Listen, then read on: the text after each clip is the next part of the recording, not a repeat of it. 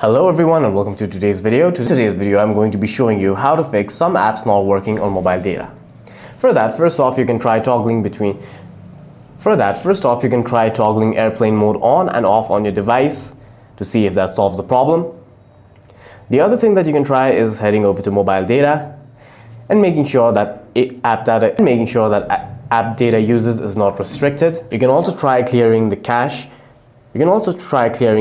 of any particular app that you want to work with mobile data by heading over to settings, storage and cache, and clearing storage and cache.